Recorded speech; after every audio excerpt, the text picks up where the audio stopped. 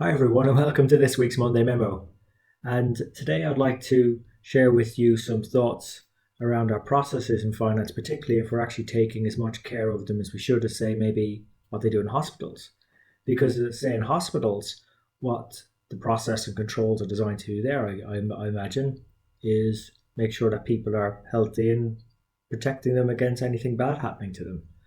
And likewise, I suppose in finance, our processes and controls should be there to maintain the health of organizations and maybe, who knows, even make them a bit stronger and fitter as they want to thrive into the future.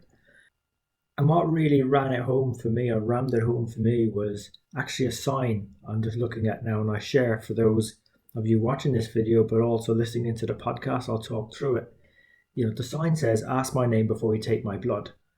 And then it goes through the three steps of safe blood sampling. The first one is ask my name and date of birth. The second one is check my hospital bracelet. And third is put my details and my sample at my bedside. And also there's a further note which says if someone's not following these processes, to inform the ward manager and so on. And if you think about this in finance, we generally have a lot of controls, we have a lot of compliance and even assurance processes to make sure that we're keeping on top of the controls. But there's always room for improvement. So for instance, let's say we're looking to, I don't know, as they do in large companies, we might have multiple systems, say change the price of something. And that's at the top of the P&L, so very impactful. I mean, are we certain, I've seen this happen a few times, that at every handoff between the various systems, that price from the price book has to flow through? Is that actually being assured?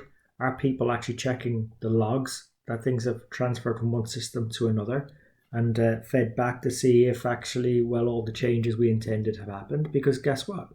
There was one company I remember looking into this with on, they were underquoting their prices by tens of millions of dollars simply because they didn't bother setting any controls around the simple process of changing or adding new prices. And then I suppose also if you look further down the P&L, looking at, I suppose, accounts payable, there was one organization I remember working in, and they expected us to take a photocopy of every check that was going out of the organization. It seems a bit over the top at the time, but if you think about it, it's forcing you to keep track of what was actually sent out and noted in the various journals. And again, in this day and age where we're probably giving a lot more trust to artificial intelligence and robotic process automation, what's the role of human beings in finance here?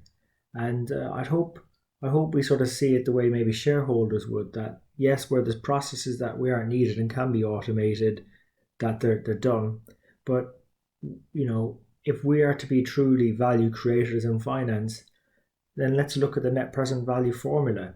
And if we're looking to try and add value, then isn't it a case of trying to optimize the cash inflows to the organization, reduce unnecessary cash outflows, and also reduce the risk in organizations, which is often overlooked. And that's where compliance controls to help improve the health of our organizations comes in as well. So you'd like to think that human beings, finance professionals, are at least informing what those controls compliance processes look like and continually question, are they suitable for the current business model of the organization? Do some random sampling even, just to make sure that they're operating as intended, and walkthrough tests. And a really good test is if we've really simplified and understood the process well and can explain it to someone else, then that's ripe for automating elements of it. But the responsibility never leaves a person. Someone is always responsible for ensuring that the right payments are going out to the organization or that the right prices are being charged to customers. Because if they're not only are we impacting adversely our value creation potential, the value for shareholders, but also our stakeholders in an organization who are going to be confused as to what's really going on, what's happening. Is that the right price we're charging? Did we send the right payment to the right person, to the right customer, and so on?